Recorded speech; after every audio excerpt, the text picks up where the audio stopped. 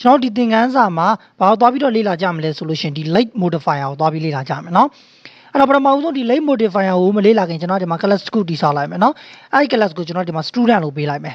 okay ပြီးတဲ့အခါမှာ string တန်ဖိုးပေးလိုက်မယ် name ပေါ့နော် okay name ဒါဆိုလို့ချင်းကျွန်တော်တို့ပြဿနာရှာလိုက်မယ်နော်ဒီကောင်နန္ဒာအေပဲဖြစ်နေတာဟုတ်ပြီနော်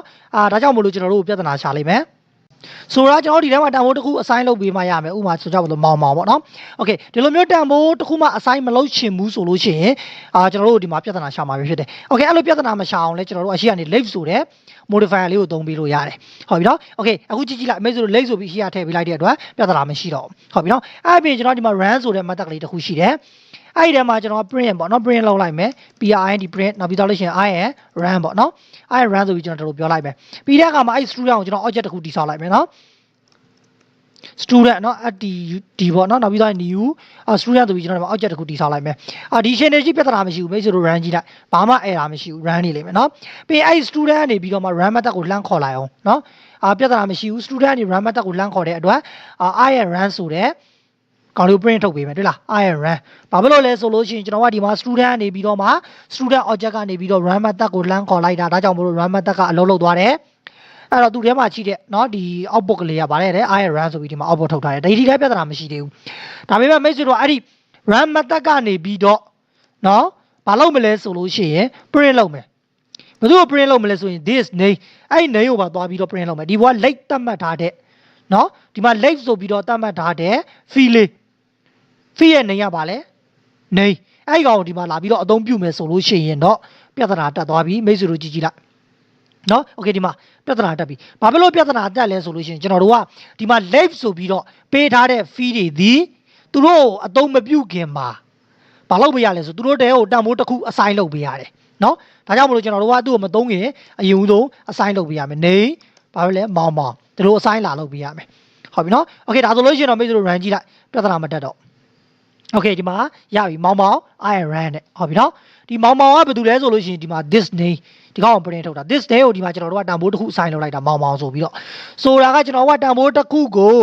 နော်တနည်းအားဖြင့် fee တစ်ခုကလပ်ထဲမှာရှိတဲ့ fee တစ်ခု property တစ်ခုကိုစပြီးတော့ကြီးညာတဲ့အခါမှာတန်ဖိုးမထည့်ချင်ကျွန်တော်တို့ late ဆိုပြီးတော့ပေးခဲ့လို့ရတယ်ဒါပေမဲ့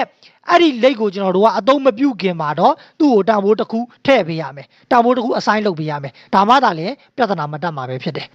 တကယ်လို့တန်ဖိုးတစ်ခုဒီမှာမထည့်ပေးဘဲနဲ့အဲ့ဒီကောင်အသုံးပြုမယ်ဆိုရင်တော့ဘာဖြစ်မလဲပြဿနာတက်မှာပေါ့အခုကျွန်တော်ဒီကောင်လေးကိုစေ့လိုက်မယ်ပြီး run ကြည့်လိုက်မယ်ဒါဆိုရင်ကျွန်တော်တို့ပြဿနာတက်ပြီ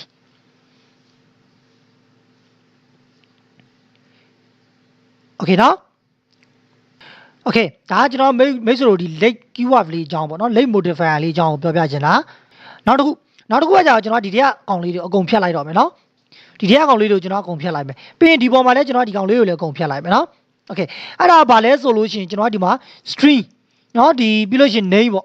ပြီးရင်ကျွန်တော်မောင်လို့ပေးလိုက်မယ်ဟုတ်ပြီနော် okay မောင်လို့ပေးလိုက်ပြီပြီးရင်ကျွန်တော်ကနော် set name ဆိုတဲ့ method ကလေးတစ်ခုကျွန်တော်ဖန်တီးလိုက်မယ်နော် okay ပြီးတဲ့အခါမှာကျွန်တော်ဘာလုပ်မလဲဆိုအဲ့ဒီ name ကိုတန်ဖိုးတစ်ခုကျွန်တော်လာပြီးတော့တတ်မှတ်ပေးမယ်ဘယ်လိုတတ်မှတ်မလဲဆိုရင် name ကိုကျွန်တော်ကဒီမှာအောင်လို့ပြောလိုက်မယ်နော် okay အောင်ဆိုပြီးကျွန်တော်ဒီမှာပြောလိုက်ပြီဟုတ်ပြီနော်ပြီးတဲ့အခါမှာကျွန်တော် print လုပ်ပေးမယ်ဘယ်သူ့ကိုလဲဆိုအဲ့ဒီ name ကို print လုပ်လိုက်မယ်နော် okay ဒါဆိုရင်အောင်ပြန်ရမှာပေါ့မိတ်ဆွေတို့နော်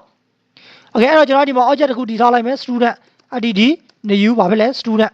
ပြီးအဲ့ student ကနေပြီးတော့မှ set name ကိုကျွန်တော်ကသွားပြီးတော့အလုပ်လုပ်မယ်ACD ဖြစ်ရမှာနော် set name ဆိုပြီးကျွန်တော်သွားပြီးတော့အလုပ်လုပ်မယ် okay ရပြီပြီးရင်မိတ်ဆွေတို့ run ကြည့်လိုက်ပါ run main.dat ကို run လိုက်တယ်ပြီးတော့အောင်ရတယ်ဘာဖြစ်လို့လဲဆိုရင်ကျွန်တော်တို့ကဒီ student object ကို student class ကိုတည်ဆောက်တဲ့အခါမှာသူ့ရဲ့ဒီမှာ name fee ကိုမောင်လို့ကျွန်တော်ပေးခဲ့တယ်ပြီးတော့ set name ကိုခေါ်လိုက်တဲ့အချိန်မှာအဲ့ဒီ name ကိုကျွန်တော်အောင်လို့ပြောလိုက်တယ်ပြီးတော့မှ print လုပ်ပြီးတယ်အဲ့ဒီ name ကိုအဲ့တော့ name မှာတန်ဖိုးနှစ်ခုသတ်မှတ်ထားတာရှိတယ်ပထမအဦးဆုံးအနေနဲ့မောင်သတ်မှတ်တယ်ဒုတိယအနေနဲ့အောင်သတ်မှတ်တယ် set name ကိုခေါ်လိုက်တဲ့အချိန်မှာအောင်လို့သတ်မှတ်လိုက်တယ်ပြီးရင်ကျွန်တော်တို့က print name ဆိုပြီးထုတ်ပြီးတယ်အဲ့တော့ကျွန်တော်တို့ကဒီ set name ကိုခေါ်လိုက်တဲ့အချိန်မှာ name ရဲ့တန်ဖိုးအောင်လို့သတ်မှတ်လိုက်တဲ့အတွက်ဒီ name ရဲ့တန်ဖိုးဒီအောင်ဖြစ်သွားပြီမောင်မဟုတ်တော့ဘူးဒါကြောင့်မလို့ကျွန်တော်တို့ကဒီမှာအောင်ကိုအောက်ဖို့ထုတ်ပေးတာပဲဖြစ်တယ်ဒီအချိန်ဒီမှာကျွန်တော်ကဒီမောင်ဆိုတဲ့တန်ဖိုးတစ်ခုကိုနော်ဒီ class တစ်ခုကိုစတည်ဆောက်တဲ့အချိန်မှာသတ်မှတ်ထားပေးလိုက်တယ်ပြီးအဲ့တန်ဖိုးဘယ်တော့မှမပြောင်းစေခြင်းဘူးနော်ဥပမာဒီ class ဒီ method တွေကနေလာပြောင်းလို့ မရဘူးအဲ့လိုတတ်မှတ်ရှင်တယ်ဆိုကျွန်တော်တို့ကဘာလုပ်ပေးရလဲဆိုဒီကောင်ကို final ဆိုပြီးတတ်မှတ်ပေးရတယ်နော်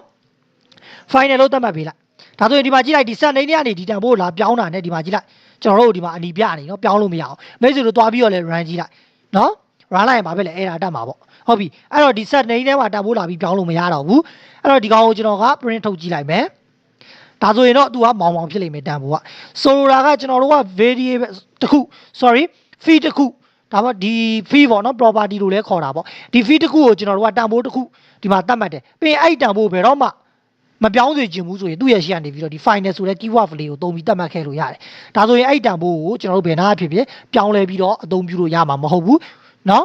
ဒီ name ကိုခေါ်လိုက်ပြီဆိုရင်ဒီမောင်ပဲဖြစ်နေလိမ့်မယ်ဟုတ်ပြီဒါက final keyword ရဲ့အလုပ်လုပ်ပုံပေါ့ကျွန်တော်ဒီသင်ခန်းစာမှာဘာလို့သွားပြီးတော့လေ့လာကြမလဲဆိုလို့ရှိရင်ဒီ late modifier ကိုသွားပြီးလေ့လာကြမယ်နော်အဲ့တော့ပထမဆုံးဒီ late modifier ကိုမလေ့လာခင်ကျွန်တော်ဒီမှာ class တစ်ခုတည်ဆောက်လိုက်မယ်နော်အဲ့ဒီ class ကိုကျွန်တော်ဒီမှာ student လို့ပေးလိုက်မယ် okay ပြီးတဲ့အခါမှာ string တန်ဖိုးပေးလိုက်မယ် name ပေါ့နော် okay name ဒါဆိုလို့ချင်းကျွန်တော်တို့ပြဿနာရှာလိုက်မယ်နော်ဒီကောင်နန္ဒာအေပဲဖြစ်နေတာဟုတ်ပြီနော်ဒါကြောင့်မို့လို့ကျွန်တော်တို့ပြဿနာရှာလိုက်မယ်ဆိုတော့ကျွန်တော်ဒီထဲမှာတန်ဖိုးတစ်ခု assign လုပ်ပေးမှရမယ်ဥပမာဆိုကြပါလို့မောင်ပေါ့နော် okay ဒီလိုမျိုးတန်ဖိုးတစ်ခုမှ assign မလုပ်ချင်ဘူးဆိုလို့ရှိရင်ကျွန်တော်တို့ဒီမှာပြဿနာရှာမှာပဲဖြစ်တယ် okay အဲ့လိုပြဿနာမရှာအောင်လဲကျွန်တော်တို့အရှိကနေ late ဆိုတဲ့ modifier လေးကိုသုံးပေးလို့ရတယ်ဟုတ်ပြီနော် okay အခုကြည့်လိုက်အမေဆိုလို့ late ဆိုပြီးအရှိကထည့်ပေးလိုက်တဲ့အတွက်ပြဿနာမရှိတော့ဘူးဟုတ်ပြီနော်အဲ့အပြင်ကျွန်တော်ဒီမှာ run ဆိုတဲ့ method ကလေးတစ်ခုရှိတယ်အဲ့ဒီထဲမှာကျွန်တော် print ပေါ့နော် print လုပ်လိုက်မယ် print print နောက်ပြီးတော့လို့ရှိရင် run ပေါ့နော်run ဆိုပြီးကျွန်တော်တို့ပြောလိုက်မယ်ပြီးတဲ့အခါမှာအဲ့ student ကိုကျွန်တော် object တစ်ခုတည်ဆောက်လိုက်မယ်နော် student เนาะဒီပေါ့เนาะနောက်ပြီးတော့ new student ဆိုပြီးကျွန်တော်တို့ object တစ်ခုတည်ဆောက်လိုက်မယ်ဒီ chain တွေရှိပြဿနာမရှိဘူးမိတ်ဆွေတို့ run ကြည့်လိုက်ဘာမှ error မရှိဘူး run နေလိမ့်မယ်เนาะပြီးရင်အဲ့ student ကနေပြီးတော့မှ run method ကိုလှမ်းခေါ်လိုက်အောင်เนาะပြဿနာမရှိဘူး student ကနေ run method ကိုလှမ်းခေါ်တဲ့အတွက်run ဆိုတဲ့ကောင်လေး print ထုတ်ပေးမယ်တွေ့လား run ဘာဖြစ်လို့လဲဆိုလို့ရှိရင်ကျွန်တော်ကဒီမှာ student ကနေပြီးတော့မှ student object ကနေပြီးတော့ run method ကိုလှမ်းခေါ်လိုက်တာဒါကြောင့်မို့လို့ run method ကအလုပ်လုပ်သွားတယ်အဲ့တော့သူထဲမှာရှိတဲ့เนาะဒီ output ကလေးကဗါလဲတဲ့ run ဆိုပြီးဒီမှာ output ထုတ်ထားတယ်ဒီထဲပြဿနာမရှိသေးဘူးဒါပေမဲ့မိတ်ဆွေတို့အဲ့ဒီ run method ကနေပြီးတော့เนาะဘာလုပ်မလဲဆိုလို့ရှိရင် print လုပ်မယ်ဘယ်သူ့ကို print လုပ်မလဲဆိုရင် this name အဲ့ name ကိုပါသွားပြီးတော့ print လုပ်မယ်ဒီဘောက late သတ်မှတ်ထားတဲ့เนาะဒီမှာ late ဆိုပြီးတော့သတ်မှတ်ထားတဲ့ fee လေး fee ရဲ့ name ကဗါလဲ name အဲ့ကောင်ကိုဒီမှာလာပြီးတော့အသုံးပြုမယ်ဆိုလို့ရှိရင်တော့ပြဿနာတက်သွားပြီမိတ်ဆွေတို့ကြည့်လိုက်နော် okay ဒီမှာပြဿနာတက်ပြီဘာဖြစ်လို့ပြဿနာတက်လဲဆိုလို့ရှိရင်ကျွန်တော်တို့ကဒီမှာ live ဆိုပြီးတော့ပေးထားတဲ့ fee တွေဒီသူတို့အသုံးမပြုခင်မှာဘာလုပ်ပေးရလဲဆိုသူတို့တဲကိုတန်ဖိုးတစ်ခု assign လုပ်ပေးရတယ်နော်ဒါကြောင့်မလို့ကျွန်တော်တို့ကသူ့ကိုမသုံးခင်အရင်ဦးဆုံး assign လုပ်ပေးရမယ်နေဘာဖြစ်လဲမောင်ဒီလို assign လာလုပ်ပေးရမယ်ဟုတ်ပြီနော် okay ဒါဆိုလို့ရှိရင်တော့မိတ်ဆွေတို့ run ကြည့်လိုက်ပြဿနာမတက်တော့okay ဒီမှာရပြီမောင်run နဲ့ဟုတ်ပြီနော်ဒီမောင်ကဘာတူလဲဆိုလို့ရှိရင်ဒီမှာ this name ဒီကောင်ကို print ထုတ်တာ this day ကိုဒီမှာကျွန်တော်တို့ကတန်ဖိုးတစ်ခု assign လုပ်လိုက်တာမောင်ဆိုပြီးတော့ဆိုတာကကျွန်တော်ကတန်ဖိုးတစ်ခုကိုနော်တနည်းအားဖြင့် fee တစ်ခုကလပ်ထဲမှာရှိတဲ့ fee တစ်ခု property တစ်ခုကိုစပြီးတော့ကြီးညာတဲ့အခါမှာတန်ဖိုးမထည့်ချင်ကျွန်တော်တို့ late ဆိုပြီးတော့ပေးခဲ့လို့ရတယ်ဒါပေမဲ့အဲ့ဒီ late ကိုကျွန်တော်တို့ကအသုံးမပြုခင်မှာတော့သူ့ကိုတန်ဖိုးတစ်ခုထည့်ပေးရမယ်တန်ဖိုးတစ်ခု assign လုပ်ပေးရမယ်ဒါမှသာလေပြဿနာမတက်မှာပဲဖြစ်တယ်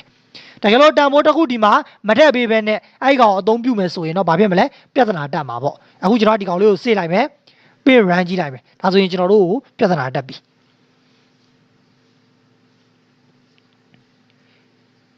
okay နော်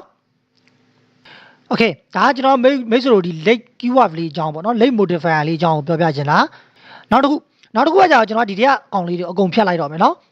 ဒီထဲကကောင်လေးတွေကိုကျွန်တော်အကုန်ဖြတ်လိုက်မယ်ပြီးရင်ဒီပေါ်မှာလည်းကျွန်တော်ဒီကောင်လေးကိုလည်းအကုန်ဖြတ်လိုက်မယ်နော် okay အဲ့ဒါဘာလဲဆိုလို့ရှိရင်ကျွန်တော်ဒီမှာ string နော်ဒီပြီးလို့ရှိရင် name ပေါ့ပြီးရင်ကျွန်တော်မောင်လို့ပေးလိုက်မယ်ဟုတ်ပြီနော် okay မောင်လို့ပေးလိုက်ပြီပြီးရင်ကျွန်တော်ကနော် set name ဆိုတဲ့ method ကလေးတစ်ခုကျွန်တော်ဖန်တီးလိုက်မယ်နော် okay ပြီးတဲ့အခါမှာကျွန်တော်ဘာလုပ်မလဲဆိုအဲ့ဒီ name ကိုတန်ဖိုးတစ်ခုကျွန်တော်လာပြီးတော့တတ်မှတ်ပေးမယ်ဘယ်လိုတတ်မှတ်မလဲဆိုရင် name ကိုကျွန်တော်ကဒီမှာအောင်လို့ပြောလိုက်မယ်နော် okay အောင်ဆိုပြီးကျွန်တော်ဒီမှာပြောလိုက်ပြီဟုတ်ပြီနော်ပြီးတဲ့အခါမှာကျွန်တော် print လုပ်ပေးမယ်ဘယ်လိုလဲဆိုအဲ့ဒီ name ကို print လုပ်လိုက်မယ်နော် okay ဒါဆိုရင်အောင်ပြန်ရမှာပေါ့မိတ်ဆွေတို့နော် okay အဲ့တော့ကျွန်တော်ဒီမှာ object တစ်ခုတည်ထားလိုက်မယ် student add new ဘာဖြစ်လဲ student ပြီးရင်အဲ့ student ကနေပြီးတော့မှ set name ကိုကျွန်တော်ကသွားပြီးတော့အလုပ်လုပ်မယ်cd ဖြစ်ရမှာနော် set name ဆိုပြီးကျွန်တော်သွားပြီးတော့အလုပ်လုပ်မယ် okay ရပြီပြီးရင်မိတ်ဆွေတို့ run ကြည့်လိုက်ပါ run main.dat ကို run လိုက်တယ်ပြီးတော့အောင်ရတယ် ဘာဖြစ်လို့လဲဆိုရင်ကျွန်တော်တို့ကဒီ student object ကို student class ကိုတိစောက်တဲ့အခါမှာသူ့ရဲ့ဒီမှာ name fee ကိုမောင်မောင်လို့ကျွန်တော်ပေးခဲ့တယ်ပြီးတော့ sets name ကိုခေါ်လိုက်တဲ့အချိန်မှာအဲ့ဒီ name ကိုကျွန်တော်အောင်လို့ပြောလိုက်တယ်ပြီးတော့မှ print လုပ်ပြီးတယ်အဲ့ဒီ name ကိုအဲ့တော့ name မှာတန်ဖိုးနှစ်ခုသတ်မှတ်ထားတာရှိတယ်ပထမအဦးဆုံးအနေနဲ့မောင်မောင်သတ်မှတ်တယ်ဒုတိယအနေနဲ့အောင်သတ်မှတ်တယ် set name ကိုခေါ်လိုက်တဲ့အချိန်မှာအောင်လို့သတ်မှတ်လိုက်တယ်ပြီးရင်ကျွန်တော်တို့က print name ဆိုပြီးထုတ်ပြီးတယ်အဲ့တော့ကျွန်တော်တို့ကဒီ set name ကိုခေါ်လိုက်တဲ့အချိန်မှာ name ရဲ့တန်ဖိုးအောင်လို့သတ်မှတ်လိုက်တဲ့အတွက်ဒီ name ရဲ့တန်ဖိုးဒီအောင်ဖြစ်သွားပြီမောင်မောင်မဟုတ်တော့ဘူးဒါကြောင့်မလို့ကျွန်တော်တို့ကဒီမှာအောင်ကိုအောက်ဖို့ထုတ်ပေးတာပဲဖြစ်တယ်ဒီအချိန်ဒီမှာကျွန်တော်ကဒီမောင်မောင်ဆိုတဲ့တန်ဖိုးတစ်ခုကိုနော်ဒီ class တစ်ခုကိုစတည်ဆောက်တဲ့အချိန်မှာသတ်မှတ်ထားပေးလိုက်တယ်ပြီးရင်အဲ့တန်ဖိုးဘယ်တော့မှမပြောင်းစေခြင်းဘူးနော်ဥပမာဒီ class ဒီ method တွေကနေလာပြောင်းလို့မရဘူးအဲ့လိုသတ်မှတ်ရှင်တယ်ဆိုကျွန်တော်တို့ကဘာလုပ်ပေးရလဲဆိုဒီကောင်ကို final ဆိုပြီးသတ်မှတ်ပေးရတယ်နော် final လို့သတ်မှတ်ပေးလိုက်ဒါဆိုရင်ဒီမှာကြည့်လိုက်ဒီ set name တွေကနေဒီတန်ဖိုးလာပြောင်းတာနဲ့ဒီမှာကြည့်လိုက်ကျွန်တော်တို့ဒီမှာအနီပြနေနော်ပြောင်းလို့မရအောင်မိတ်ဆွေတို့တွားပြီးတော့လဲ run ကြည့်လိုက်နော် run လိုက်ရင်ဘာဖြစ်လဲအဲ့ဒါတက်မှာပေါ့ဟုတ်ပြီအဲ့တော့ဒီ set name ထဲမှာတန်ဖိုးလာပြီးပြောင်းလို့မရတော့ဘူးအဲ့တော့ဒီကောင်ကိုကျွန်တော်က print ထုတ်ကြည့်လိုက်မယ်